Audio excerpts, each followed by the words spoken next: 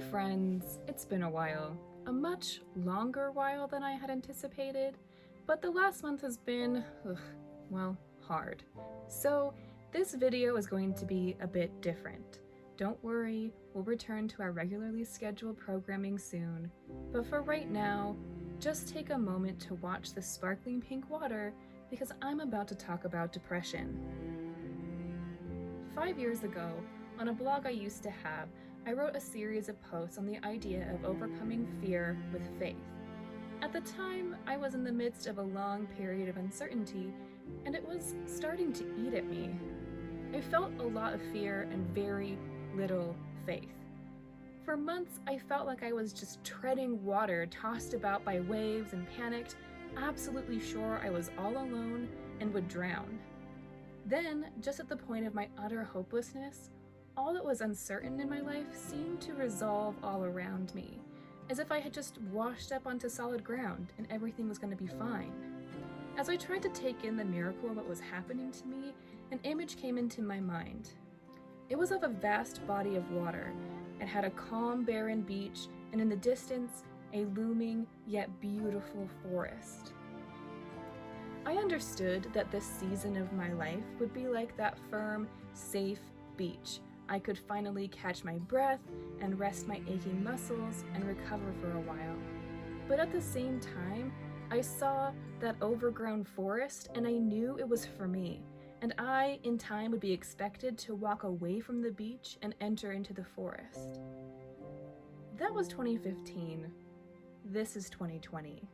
Earlier this year, I found myself driving home, tears streaming down my face after being laid off from my job. As I drove, that mental image of the water, beach, and forest came back to me. In the nearly 5 years since that initial experience, I had completely forgotten all about it. I understood that it was officially time for me to head for the trees. So, as an update, I've been traipsing about that forest for nearly a year now, and it's been beautiful. Despite the personally rough January and February and the globally rough, well, every day of 2020, this has been one of the best years of my life. There's something about going boldly into your destiny that feels pretty amazing. To follow the metaphor of destiny as a forest, it smells great in here. The trees are incredible, the fresh air has filled me with a sense of infinite possibilities. But the thing about forests is that they're kind of all things at once. Peaceful and unnerving, inspiring and disorienting, immense and claustrophobic, nurturing and deadly. It's really no wonder that nature is both an ancient mother figure and a fairy tale villain. That is to say, it's best not to get too sure of yourself in a forest. Since I'm still following this metaphor, let's just say that I became a bit overconfident about what this forest was and what my place in it is. I ran around like a wild turkey and unsurprisingly tripped over some roots that took me down. Now I'm lying here, sore, winded, and fuzzy-headed, and if that weren't bad enough, it's getting dark. As I stare up at my metaphorical canopy in the misty dimming light, I can't help but feel stupid and scared and lost, and that makes me think of the beach. It's not so much that I miss the specifics of that beach. I really have no interest in going back to that life, but as I lie here, taking note of how banged up and confused I feel, it's like the beautiful trees of my tailor-made forest are closing in on me. I can't help but remember how open and expansive that beach was, and I feel sad. More than sad, really. Though I know that that beach was salty, so salty that I couldn't grow there even if I tried, it doesn't matter what I know logically.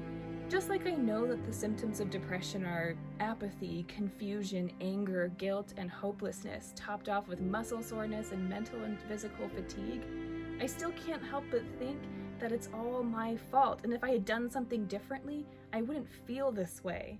Or worse, maybe I'm feeling this way not because of a chemical imbalance, but because I'm lazy or weak or insufficient in some preventable way. And so, I ruminate and ruminate. Even though I know it makes it worse, I can know a lot of things, but what I feel feels bigger. So I think my feelings. I think about how this forest makes me feel empty because it used to be filled with hopes and now it's just dark in here. I think about how I should be acting instead of always reacting, and then I wonder if I'm the only person who isn't really living my life but floating around it. And that fills me with shame and guilt and disappointment and discouragement. Then I think, I thought that there would be well-worn paths in this forest. Where are the paths? Why isn't this what I thought it would be? And so I get angry. Anger feels like more of something than the nothing of sadness, but in reality, this anger isn't much of anything. So I go in circles, and then I'm mad about everything, including things I haven't thought about in years. Anger makes it seem obvious that I was set up to fail. But then I realize that's not true. Of course there are no paths in this forest, I think. It's my forest, made especially for me. I have to make the path, so I'm back to guilt. But it doesn't matter because I'm just so tired. How can I be expected to make paths when I'm so tired? Am I lazy, I wonder? No, just ridiculous, I think. And so I ruminate some more. I think about every possible moment that I could have made a different decision that would have led me to, I don't know, a different outcome? But regardless, I'm angry, I'm confused, I'm ashamed, but mostly I'm tired. And being tired makes me apathetic and more tired. I'm so tired that I can't think unless I'm thinking about how stupid I've been. The thought, if I weren't so stupid then, just runs around my brain. It's a loud, thick thought, taking up all the valuable space, suffocating every other thought. And yet, I cannot deny that there is a small yet penetrating voice that speaks just under it all, saying, "Though I sit in darkness, the Lord will be my light. Though I sit in darkness, the Lord will be my light. Though I sit in darkness, the Lord will be my light."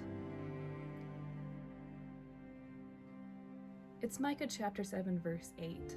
I've always liked that verse because it feels like honest faith to me. It's less flashy than the psalm that rings out in present tense, "The Lord is my light, then why should I fear?" It's simpler, maybe a little more authentic, or at the very least, relatable. It recognizes that sometimes we're expected to sit in darkness, believing that out there somewhere is light.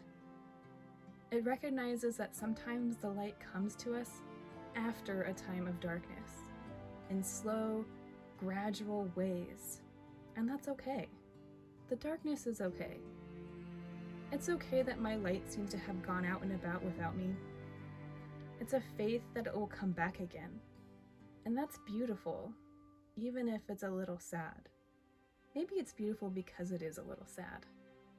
So maybe tripping over a root and lying pathetically, albeit metaphorically, on my very own forest floor, wondering if I'm the stupidest person I've ever met, is okay. Maybe even worthwhile, so long as I let that little voice poke holes in the loud, thick, unhelpful ruminations of my gloom. Though I sit in darkness, the Lord will be my light. Though you sit in darkness, the Lord will be your light.